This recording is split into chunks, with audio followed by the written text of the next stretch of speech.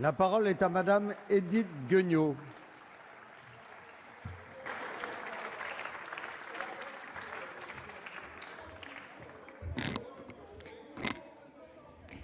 Monsieur le Président, Madame la Garde des Sceaux, Madame la Ministre, Monsieur le rapporteur, Mesdames les rapporteurs pour avis, chers collègues. Le projet de loi Mariage pour tous est un de ces textes qui franchissent un pas important dans l'histoire de notre société. Une belle avancée qui reconnaît à un couple homosexuel les mêmes choix qu'un couple hétérosexuel pour formaliser sa vie de couple et légitime sa volonté de faire famille. Et je suis heureuse de défendre ce projet de loi. Cette avancée nous place pleinement dans notre rôle de législateur, celui d'entendre et de comprendre les évolutions de notre société, mais aussi de garantir du vivre ensemble. Nous devrions tous être fiers d'être acteurs de cette évolution. Pourtant, ce texte suscite de nombreux remous, des positions tranchées, des dérives également, ne le cachons pas, des réactions dont la ferveur interroge. Ce projet de loi laisse-t-il une partie de nos concitoyens? Son objectif premier en est le juste contraire, celui d'apporter des droits nouveaux aux couples homosexuels et à leurs familles dans une perspective juste, dans une perspective d'égalité des droits.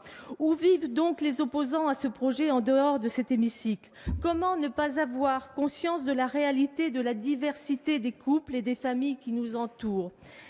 Pourtant, faute n'est pas d'avoir convié au sein de cette assemblée des enfants aujourd'hui jeunes adultes ayant été élevés par des couples de même sexe, des parents homosexuels venus témoigner de parcours qui ne peuvent laisser indifférents. Au vu de la véhémence qui subsiste dans les propos, j'en arrive à la conclusion que les opposants qui n'ont pas participé aux auditions de la commission des lois, n'ont même pas pris la peine de s'en informer, risquant peut-être d'être confrontés à ce qu'ils ne veulent pas. L'idée est-elle si absurde, au-delà des dogmes, de donner un visage à ces enfants, à ces parents et d'écouter ce que les premiers concernés ont à nous dire? Parce que non, les couples homosexuels n'ont pas attendu le mariage pour tous, ni même le Pacs pour exister. Non, les familles homoparentales n'ont pas attendu l'ouverture de l'adoption pour créer des foyers stables et aimants. Ces familles existent, c'est la réalité. Plusieurs dizaines de milliers de familles confrontées aux mêmes questions du quotidien, ni plus ni moins aimantes, ni plus ni moins désireuses de réussir l'éducation de leurs enfants que les autres, les mêmes familles à une différence près. L'absence de droit reconnu au père ou à la mère, qui n'est ni le parent biologique, ni le parent adoptant. Ce vide juridique place aujourd'hui ces parents dans une situation d'angoisse, de détresse face à l'avenir, face aux accidents de la vie. Comment peut-on refuser la stabilité et sérénité à ces couples et ces familles? Comment peut-on accepter le statu quo? Arrêtons l'hypocrisie. Nous savons parfaitement que la vertu première de ce projet de loi n'est autre que d'assurer la protection des familles homoparentales déjà existantes. Arrêtons l'hypocrisie. Les enfants qui ne vont pas bien sont ceux qu'on maltraite, qu'on n'aime pas, qu'on violente. Non, le modèle traditionnel de la famille ne prémunit pas de tout cela. Non, avoir des parents hétérosexuels n'est pas le garant de l'épanouissement de l'enfant, ni la barrière nécessaire aux accidents et aux détresses.